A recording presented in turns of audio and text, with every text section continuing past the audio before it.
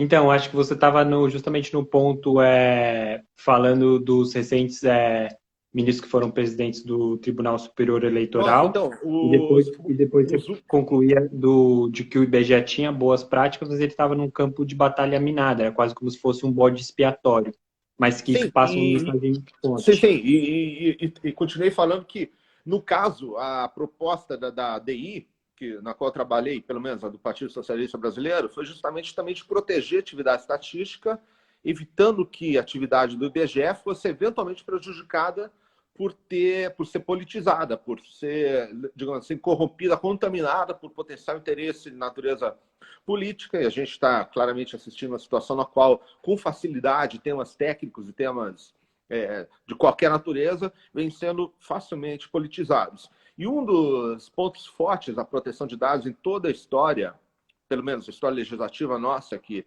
desde primeiras proposituras já conta quase 10 anos, é de nunca ter se partidarizado, no sentido de que é um tema que não foi associado propriamente a qualquer lado, é um tema que interessa horizontalmente a toda a sociedade, é um espectro político que não tem propriamente um confim delimitado. É um tema de A própria Estado, não é um aprovação da tema de. LGPD, né, representa isso. Hã? A própria aprovação, o processo de aprovação da LGPD no Congresso Nacional ilustra muito bem isso, que é uma pauta suprapartidária, né? Você não tem muitos casos em que um tema tão, digamos assim, debatido é aprovado por unanimidade em duas casas legislativas. E ainda mais com outra particularidade, o Congresso Nacional, nas duas casas, tem sido desde sempre os pontos fortes de avanços.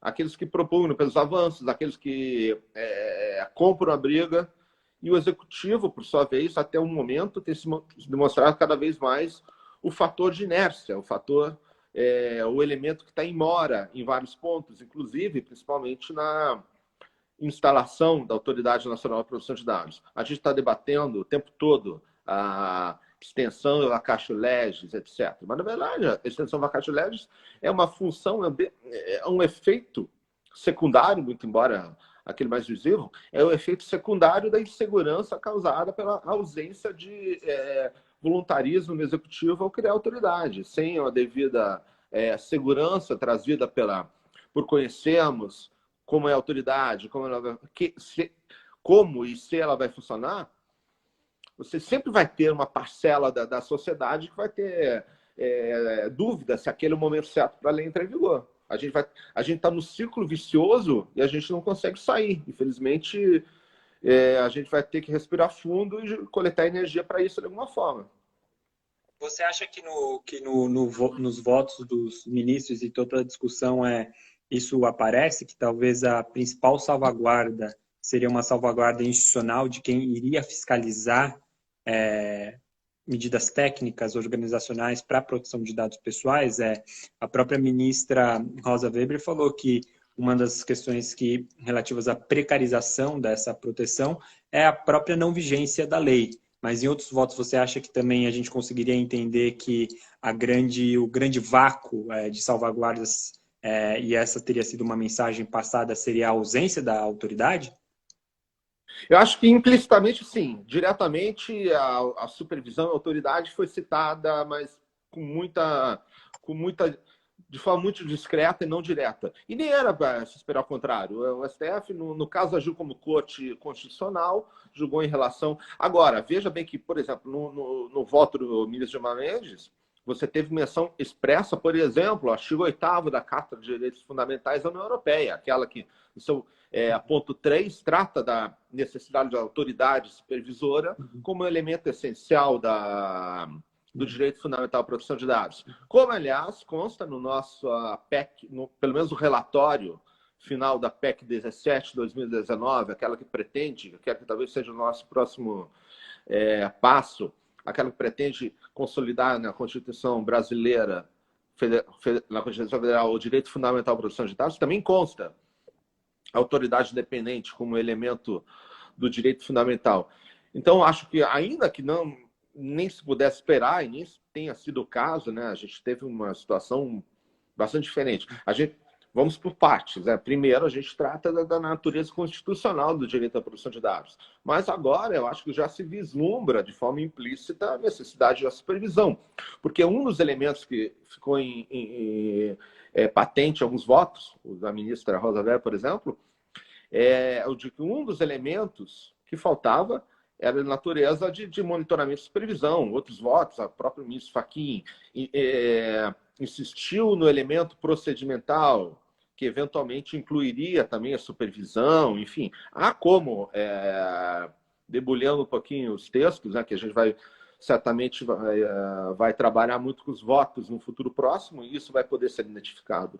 E é um elemento do qual a gente não consegue, nem deve deixar de lado, né? A supervisão aqui Sim. é essencial porque um dos pontos que, pelo menos, eu sempre trouxe em relação à matéria é de que é um direito individual que o indivíduo sozinho não é capaz de... Não se pode esperar que o indivíduo sozinho esteja atento ou tenha cognição suficiente para ser responsável pela tutela, pela salvaguarda. E você citou o artigo 8º da Carta Europeia de Direitos Fundamentais, que, acho que, salvo engano, também o ministro Luiz Fux citou, e, de certa maneira, um dos agentes políticos para esse artigo foi o Stefano Rodotà, né? Que foi alguém mencionado por você na sustentação oral, que também apareceu no voto do ministro Gilmar Mendes, e ele faz muito esse elo, né, de que proteção de dados pessoais é um instrumental da própria democracia. E como você bem disse, muitos ministros também navegaram por essa rota. Acho que para muitas pessoas, talvez o Stefano Rodotà não seja tão conhecido. Se você pudesse falar brevemente um pouco do que é esse pensamento dele, do que, de certa maneira, influenciou no julgamento, até um pouco da sua relação com ele. Acho que vale a pena a gente colocar isso daqui também na live, mesmo que de maneira bem sucinta. O Stefano Rodotà, inclusive, foi um dos membros do Comitê de Redação da Carta de Direitos Fundamentais da União Europeia. Ele também foi do grupo que redigiu as guias OCDE de proteção de dados de 1980 e também a Convenção 108 do Conselho da Europa de 1991. Enfim, na época dele, o Stefano Rodotà ele esteve presente diretamente na realização de todos os instrumentos relevantes de proteção de dados. E não só isso. Na questão do artigo 8º da Carta de Direitos Fundamentais da União Europeia, ele foi, pessoalmente, isso consta, inclusive, em literatura, se não me engano, o livro da Gloria Fuster sobre direito fundamental e proteção de dados, ela menciona isso. Ele foi a pessoa que tomou a iniciativa de propor a autoridade supervisora como elemento do direito fundamental. E o curioso aqui é que ele não esperava que passasse, mas acabou passando por uma série de motivos. Ele colocou porque ele era deputado há tempo e, como político, ele sabia que você tinha que pedir 90 para ganhar 10, mas ele ganhou mais do que 10. Ele deu certo. E não digo isso que tenha sido um jogo de pôquer, nem nada assim. O elemento da supervisão é realmente o elemento essencial. A natureza da supervisão, no monitoramento, na proteção de dados, difere de praticamente qualquer outro direito comparável de natureza a bens materiais, como honra, imagem, aqueles que a gente conhecia tradicionalmente. Mas voltando, tu me perguntou do Stefano Rodotà. O Stefano Rodotà é um professor de direito civil, né? E, na verdade, pessoalmente, a minha ligação com proteção de dados nasceu a partir dele, porque a minha formação é em direito civil, tradicionalmente, sempre foi. Só que ele foi um professor de direito civil que ressoou sempre para mim, porque ele procurou alguma coisa, digamos assim, que pudesse reverberar no futuro, desde o começo. O Stefano Rodotà foi muito jovem, professor universitário na Itália, começou na Universidade de Macerata, logo depois foi para Roma. E na Itália não é normal um jovem ser professor universitário, ao contrário do Brasil. E nos primeiros 10, 15 anos da sua carreira, ele, digamos assim, ele gabaritou os grandes termos do direito civil, escrevendo livros sobre responsabilidade civil, contratos e propriedade, o tripé do direito civil, executando família e sucessões. E nos 3 livros ele apontou para frente. Ele tem livros que são o Terrível Direito, que é o nome do livro dele sobre propriedade. Digamos assim, é um manual para o futuro do direito da propriedade até hoje. É um livro volumoso, excepcional e monumental dentro da matéria. Só que aconteceu que em 1971, se não me engano, 72, ele, se não me engano, já era deputado, ele tinha uma carreira política também relevante. Ele passou 6 meses em Oxford, na Inglaterra, num centro de pesquisa, onde tinha matemáticos, aquelas coisas, comunidade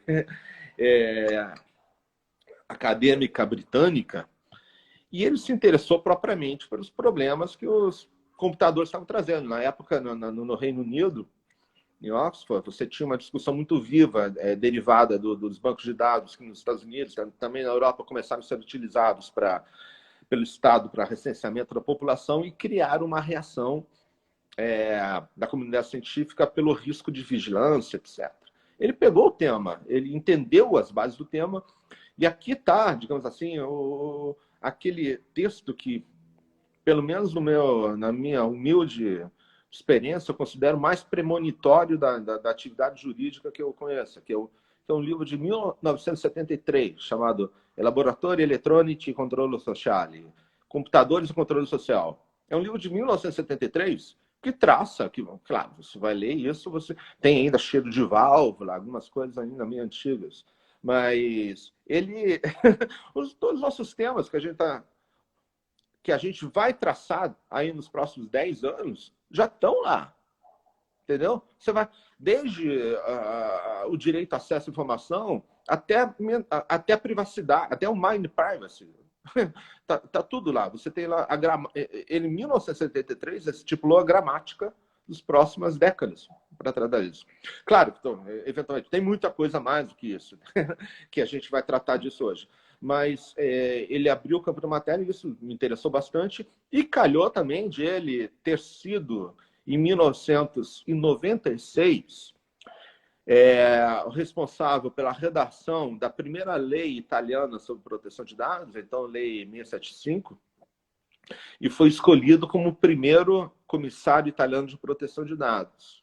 Ele teve dois mandatos, um total de 8 anos, de 96 a 97 até 2004, e, enfim, a grande oportunidade que eu tive na minha vida, uma época que eu estava na Itália, no estudo do doutorado, até hoje eu me lembro, eu estava num evento em Messina, na Sicília, fui atrás dele, perguntei, posso falar contigo? E ele, ao contrário de muitos professores italianos que mantêm uma distância muito grande de segurança com qualquer pessoa estranha, ele se interessou, acolheu, e eu passei depois, não sei, 2 anos trabalhando com ele na autoridade em Roma, que foi praticamente onde eu aprendi muito do que continuo falando até hoje, é basicamente isso. E é legal ver ele não só citado na sua sustentação oral, mas também em outros votos, como o do Gilmar Mendes, e na verdade ter esse fio condutor, né, de entrelaçar a proteção de dados pessoais o próprio valor da democracia. Acho que esse é um dos últimos livros dele, né? É o último livro mais amplo. Depois disso, ele escreveu livros, enfim, ele já estava, era quase como um testamento, um livro sobre a solidariedade, sobre o elogio da moralidade, enfim. Mas, mesmo porque, veja, o Stefano Rodotà, ele não era ele era um intelectual que isso fica muito claro até nos escritos de direito civil, mas ele sentiu uma impulsão nos últimos anos para dar um recado sobre vários temas e, enfim, que são interessantes, não são meramente arroubos de fim de vida, não, são realmente interessantes. Sim, legal. Eu sei que o seu tempo está super apertado, então acho que a gente só tem mais 2 minutinhos. Eu vou agradecer muito pela sua participação, Dani. Sabe o quanto que eu admiro e da sua importância no campo, então gostaria de ressaltar isso. E eu queria pedir uma última palavra sua, já que o voto e toda a racionalidade da decisão foi esse entrelace entre direito à privacidade, direito à proteção de dados pessoais e a democracia, se pudesse resumir em uma frase ou pelo menos citar um caso, como você citou na sustentação oral, para daí a gente passar a bola para Laura Mendes daqui a pouco. resumir uma frase ou citar um caso. Bom, para mim, a relação entre uma coisa que sempre me chamou a atenção, que a proteção de dados ultrapassa claramente o nível individual de preocupação com o gerenciamento de dados. Sem você levar em conta os riscos, vamos chamar assim, sistêmicos da proteção de dados, você não consegue escalar para saber realmente a relevância do dano. Então, se a gente ficar falando em vazamento de dados, responsabilidade civil, que cada um vai poder... A gente nunca vai chegar em lugar nenhum. A gente tem que saber o quê? A gente tem que saber que tudo isso faz parte do sistema que só se encontra, só se compreende em relação aos seus efeitos numa visão macro. Isso é, a partir de grandes entes que ganham um pouquinho de cada um de nós e conjuntamente fazem um grande bem bolado, mudam as escalas de poderes na sociedade dessa forma. Por isso que o processamento de dados pessoais, ele só se justifica, digamos assim, em alguns pontos de vista, se a gente chegar do ponto de vista de quem vê de cima, e não individual. É muito complicado, porque é um direito que nasceu individual, mas ele não pode ser postulado a partir da visão meramente individual, sob pena da gente perder completamente o foco. Aqui, desculpa, eu vou ter uma reunião exatamente agora também, e depois eu chego. Queria agradecer tanto o convite, quanto a parceria, companheirismo, e vamos tocar adiante. Agora é a PEC 17. É verdade, agora tem outra batalha legislativa. Obrigado, Danilo. Falou. Brigadão, viu? A gente vai dar continuidade aqui. Agora eu vou conectar com a Laura, mas acho que essa última ponderação do Danilo é muito importante, né? Como que a gente dá uma virada, né, no direito à proteção de dados pessoais, não só olhar dessa perspectiva individual, ou seja, do Bruno ou da Laura fazer o controle sobre os seus dados, mas como quando você tem uma circulação enorme, como seria essa, de uma grande massa de dados, isso, em última análise, pode atingir a própria democracia, né? E aí, alguns casos foram super interessantes e levantados não só no voto da própria ministra, mas como também algumas sustentações orais. O próprio episódio da Cambridge Analytica, para demonstrar que apenas nomes ou você conhecer a rede social de determinadas centenas de pessoas pode impactar até mesmo eleições, essa substância coletiva, social do direito à proteção de dados pessoais. Bom, agora a Laura está conectada. Laura, eu queria mais uma vez agradecer o convite. Eu reforço aqui o meu grau de admiração enorme por ti. Eu sempre falo que você e o Danilo são os meus professores, muito embora eu não tenha tido aula com vocês na faculdade, são os meus professores através de livros. Então, esse daqui é o livro que também é cabeceira da professora Laura. E eu queria dar as boas-vindas contigo, Laura, e emendar uma pergunta que é a seguinte. Eu acho que os seus escritos tiveram uma grande influência no julgamento de ontem. Não só porque ele transpassou alguns votos de ministros, a própria Carmen Lúcia também falou da importância dos seus escritos, mas também porque isso estava em algumas petições iniciais, isso estava, por exemplo, no nosso próprio amicus curiae do Data Privacy Brasil, particularmente para dizer que o direito à proteção de dados pessoais é um direito autônomo, um direito que é diferente do direito à privacidade, que é diferente do direito ao sigilo das comunicações, e acho que isso perpassou todo o julgamento, e acho que a gente tem uma oportunidade realmente de extrair aí um direito fundamental à proteção de dados pessoais. Se você pudesse explicar um pouco para a gente como que a gente consegue fazer esse exercício de interpretação e de derivação da Constituição. Excelente. Bom, Bruno, em primeiro lugar, bom dia. Muito obrigada pelo convite. É uma honra muito grande para mim estar aqui hoje com você, no Data Privacy aqui, com tantas pessoas. Hoje, e num dia que eu considero histórico, né? Um dia que, de fato, há muitos anos, a gente tem muitas pessoas escrevendo. Acho que já tinha isso. Acho que a decisão de ontem ela representa um amadurecimento dessa discussão no Brasil, e que é dogmática, né, que é a doutrina, e que tantos nós nessa grande comunidade aí de privacidade já há tanto tempo a gente defende. Eu acho que o seu livro também é um ótimo exemplo disso. Você também escreve com maestria defende com maestria, né, esse direito autônomo. A gente tem isso também no livro do Danilo Doneda. E aí eu acho que isso é muito... João, desculpa. Acho que isso é muito relevante. E aí, eu queria até fazer um comentário antes de entrar propriamente na decisão, Bruno, para dizer que eu fiquei até impressionada. Eu estava ouvindo aqui os comentários do Danilo Doneda.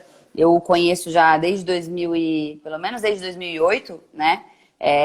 E várias dessas histórias que ele estava contando aqui do Rodotá, eu nunca tinha ouvido falar. Então, eu fiquei impressionada como até um pouco dessa história da construção do direito europeu. Fiquei contente de escutar isso. A gente tem que fazer uma entrevista com o Danilo só sobre isso e transcrever. É material de pesquisa super importante. É verdade, eu fiquei até impressionada. Eu falei, nossa, eu nunca tinha escutado essa história, embora a gente sempre, né, assim, já há tantos anos falando sobre esse tema. Então, de fato, eu acho que a vitória ontem foi uma vitória muito importante, foi um dia muito marcante, não só para toda essa comunidade que há tanto tempo estuda isso, há tanto tempo trabalha isso, mas também para o nosso país. Eu entendo que isso inaugura uma nova fase da proteção de dados pessoais no Brasil, né? E certamente, a partir do momento em que a gente tem clareza dessa tutela expressa, né, da Constituição dos dados pessoais, eu acho que isso vai inaugurar, então, uma nova fase, inclusive, de exigências infraconstitucionais, como é que o legislador deve se comportar, como é que o governo, né? Quais são os efeitos desse direito constitucional e também como protegê-lo, né? Então, acho que isso inaugura uma nova fase mesmo no nosso constitucional e especialmente no direito à proteção de dados pessoais. Legal. E acho que num momento como a próprio voto da ministra Rosa deixou claro, onde que a gente cada vez mais é identificado pelo que um banco de dados diz ao nosso respeito e como que isso pode ter repercussões na própria democracia, isso passa uma mensagem muito clara de que existe uma obrigação não só por parte de governos em não fazer uma interferência indevida, mas também obrigações positivas, né? E aí acho que uma das coisas que a gente já começou a falar, mas que acho que seria muito importante ouvir de você, uma obrigação positiva, como, por exemplo, a constituição de uma autoridade para ter a materialização desse direito fundamental à proteção de dados. Com certeza, Bruno. Eu vou ressaltar aqui alguns aspectos que eu acho importantes, e esse certamente que você colocou dessa dupla dimensão desse direito, eu acho fundamental. Me permita só... Eu vou fazer antes da gente entrar nessa dupla dimensão, queria dizer que um dos aspectos históricos da decisão me parece ser aquela superação de um paradigma do Supremo, né, em que, na verdade, se discutia muito como se apenas os dados, ou somente as informações privadas, fossem protegidas por um lado, né, somente aquilo que se considera íntimo, e por outro, somente aquilo que é comunicado, né, naquelas já famosas decisões citadas ontem nas sustentações e tudo.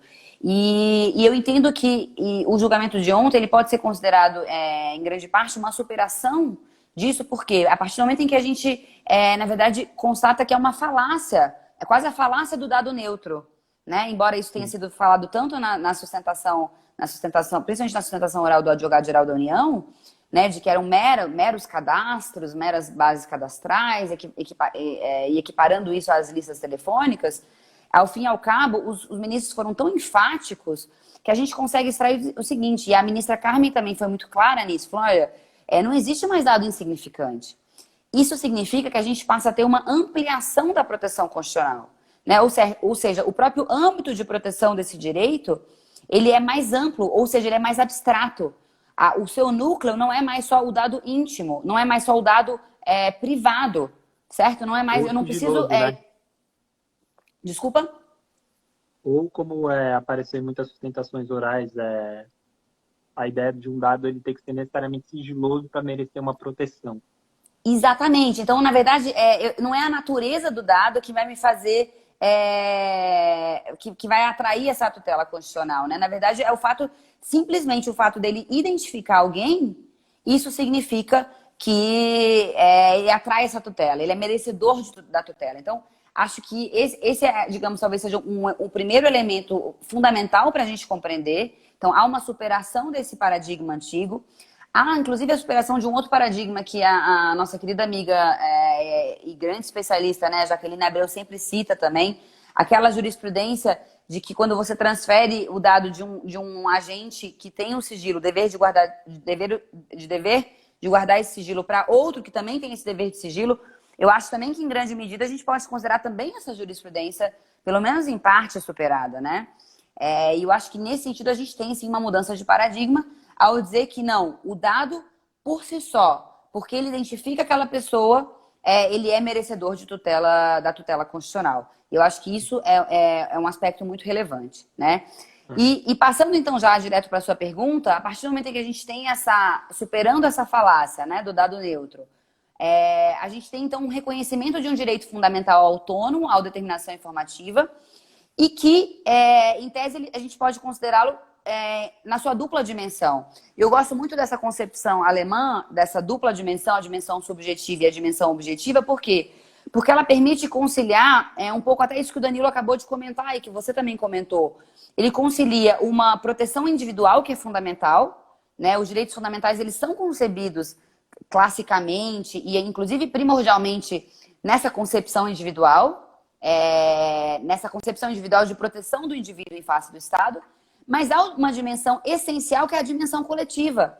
E essa dupla dimensão que é muito falada na doutrina alemã, ela permite encarar essas duas dimensões. Então, o que é a dimensão subjetiva? A dimensão subjetiva é exatamente a ideia de que esse é quase um dos principais efeitos, né, do reconhecimento desse direito. É a ideia de que existe um dever negativo por parte do Estado de não intervir indevidamente nesse direito fundamental à proteção de dados. Certo? Ou seja, quando houver essa intervenção, quando houver essa intervenção, ele tem que fazer isso, e aí os ministros foram muito claros. Ou seja, quando uma lei permitir esse tratamento, algum tratamento que seja arriscado, né, ela deve fazê-lo de uma forma, com uma finalidade muito específica, muito clara, permitindo, né, e garantindo, estabelecendo todas as medidas de segurança cabíveis, né, por meio de supervisão, de órgãos de supervisão, de auditoria. Então, a dimensão subjetiva, ela fica muito clara nessa dimensão de que ela estabelece um dever negativo, de não intervenção, ou de uma intervenção feita de forma proporcional e legal, certo? E, por outro lado... Acho que foi até interessante a parte final do voto do Barroso, porque ali ele acaba por desenhar um teste de proporcionalidade, né, para uma possível interferência nesse direito fundamental, com uma linguagem muito forte e cavada, costurada em princípios de proteção de dados pessoais, né? Isso da finalidade, que foi uma coisa que mencionou, olha, ainda que na exposição de motivos tenha se falado que seria para a condução de uma pesquisa por amostragem, estatística, isso não estava no texto duro da MP. Então, a própria ideia de você falar que a finalidade seria para fins de pesquisa estatística não é o suficiente para ter um propósito específico, bem delimitado. E aí, o desdobramento de que se fosse uma pesquisa por amostragem, não haveria a necessidade do repasse total da base de dados pelas empresas de telecomunicações. Então, acho que também, nesse aspecto, até um desdobramento interessante dessa decisão enxergar como que uma jurisprudência já bastante consolidada no STF, que fala da necessidade de proporcionalidade, adequação para interferência de direitos fundamentais, ganha uma conotação num vocabulário bastante preciso sobre proteção de dados pessoais. Acho que esse é um ponto relevantíssimo também dos votos.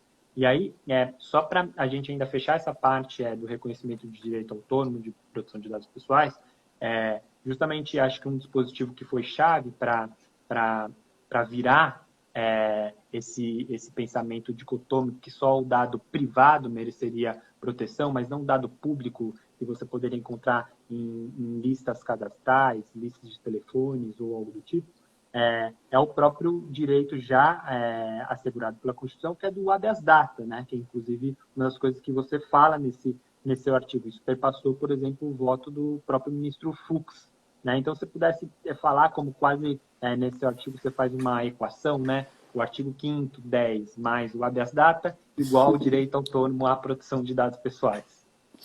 Perfeito, Bruno. Obrigada por essa pergunta. Se a gente pega essa reflexão nesse artigo, eu até coloco, né? O habeas data e a autodeterminação informativa, dois lados da mesma moeda. Por que isso? Porque, de fato, se a gente for pensar no habeas corpus, o habeas corpus é uma garantia processual, mas ele protege qual direito? Né? Ele protege o direito material e fundamental à liberdade.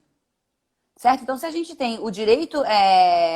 se a gente tem, por trás dessa garantia processual do habeas corpus, que é tão conhecida, a gente tem um direito material muito relevante, que é a liberdade do cidadão. Então, é curioso a gente pensar que a gente tem há tanto tempo, de forma pioneira, na nossa Constituição, desde 88, essa garantia processual do habeas data. E a pergunta é, qual direito material ele protege? Certo? Então, acho que essa é uma reflexão muito poderosa para mostrar que a gente tem na nossa Constituição, implicitamente, né, e é claro agora de forma expressa e explícita a partir dessa decisão, um direito material à proteção de dados. Não faria sentido você ter uma garantia que não protegesse, né, e que não visasse concretizar uma garantia material. Eu acho que fica muito clara que essa garantia material é exatamente esse direito fundamental à proteção de dados.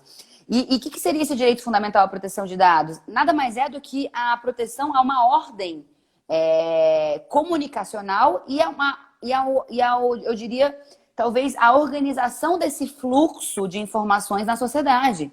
Então, de fato, é a superação desse paradigma do sigilo, em que aquelas informações, somente as informações íntimas, né, mereceriam proteção, e uma proteção praticamente ou em grande parte absoluta, no sentido de não divulgação.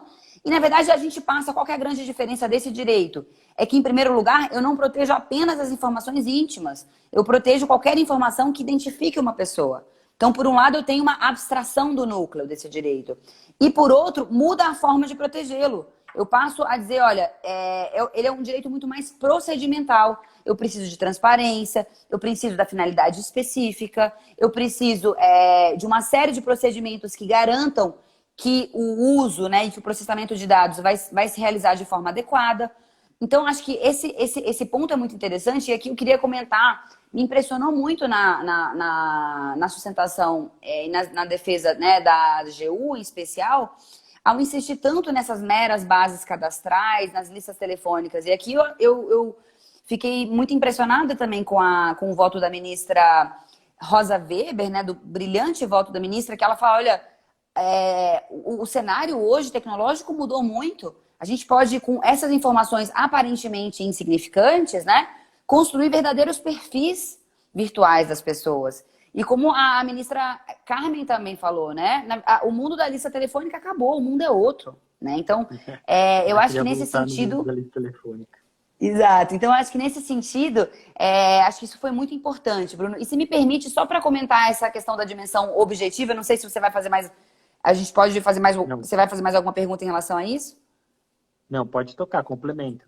Ah, tá, perfeito. Então, acho que muito complementar a essa visão subjetiva, como você falou, do teste de proporcionalidade feito pelo ministro Barroso, né? Há um poder muito grande nessa proteção individual. Por outro lado, esse direito todo, e acho que essas décadas todas de evolução da proteção de dados, ficou muito claro que somente o indivíduo, e somente colocar sobre o indivíduo toda essa proteção, isso não é suficiente, né? E que, portanto, é fundamental, esse direito ele é um direito tão complexo, até nas palavras da professora Marion Albers, de Hamburgo, ela diz, olha, ele é um direito muito mais complexo do que outros, né? É como se ele fosse multidimensional. E isso fica muito claro, inclusive, na redação do artigo 8º da Carta de Direitos Fundamentais da União Europeia.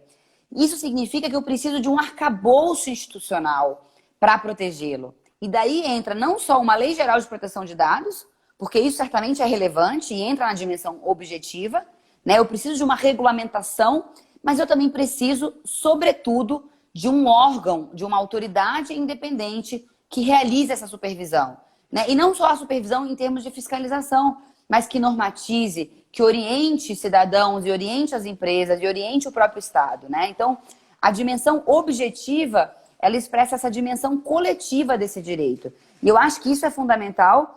E eu acho que me parece talvez o último ponto que a gente poderia falar é exatamente assim, olha, isso também ficou muito claro nos votos dos ministros. Se a gente tem esse direito fundamental reconhecido, se a gente tem essa dimensão subjetiva e a objetiva, qual que é o cenário que se coloca hoje, então, para o Brasil? Né? Claramente, a gente tem um cenário fragilizado e, de alguma forma, quase um cenário que viola a Constituição, porque a gente acabou, como a ministra Rosa Weber muito bem colocou, esse adiamento da LGPD enfraquece ainda mais o quadro, né? O ambiente, como ela colocou, o ambiente de proteção de dados no Brasil.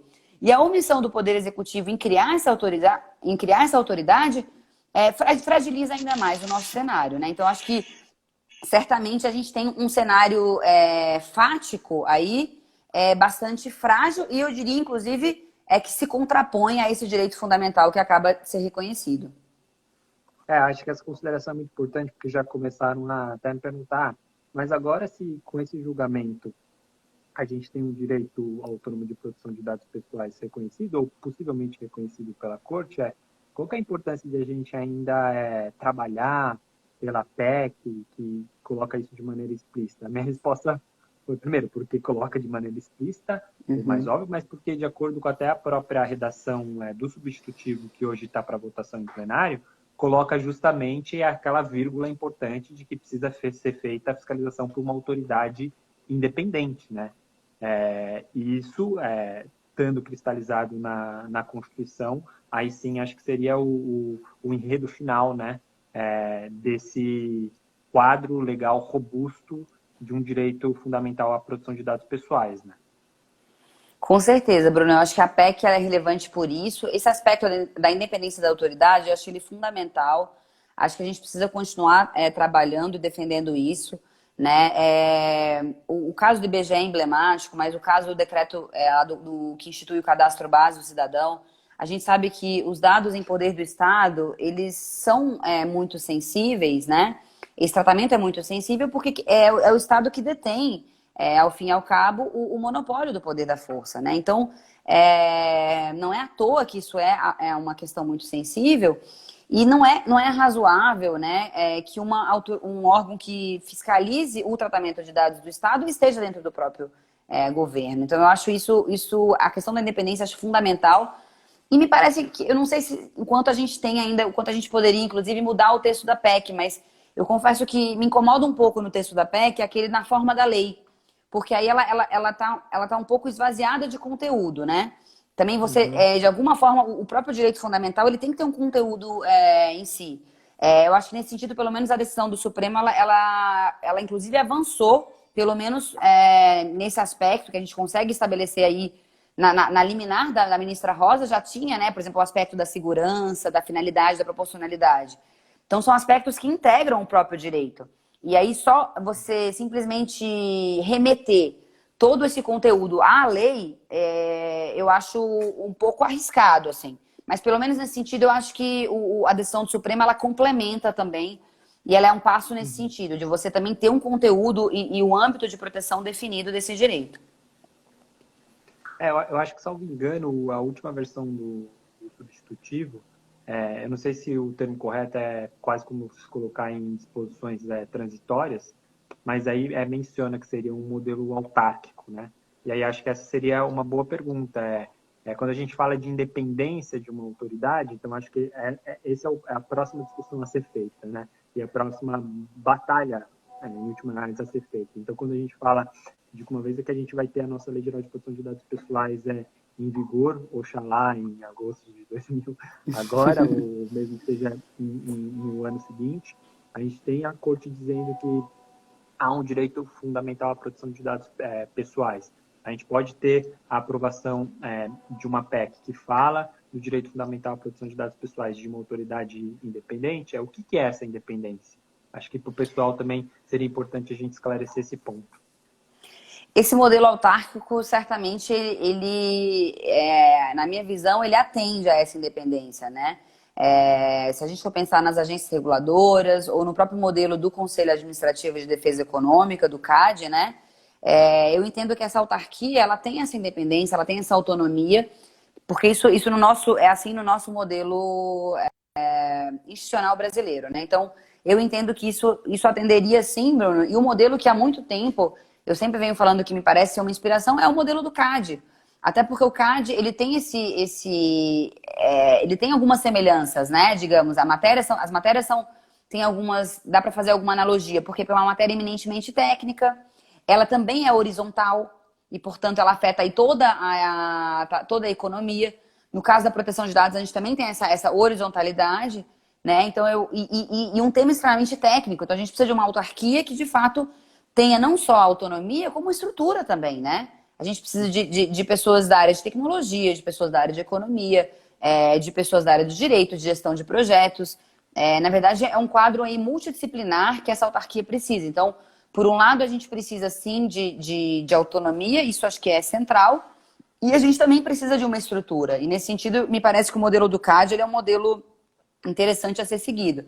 Infelizmente, não foi esse o modelo que a medida provisória, ainda no governo Temer, acabou seguindo, né? Mas eu acho que a gente deve continuar perseguindo esse modelo de independência, ainda que isso possa demorar um tempo, mas eu acho que esse alvo aí, ele é importante, né? Nessa construção de um modelo aí de proteção de dados que se inicia agora no nosso país. Sim.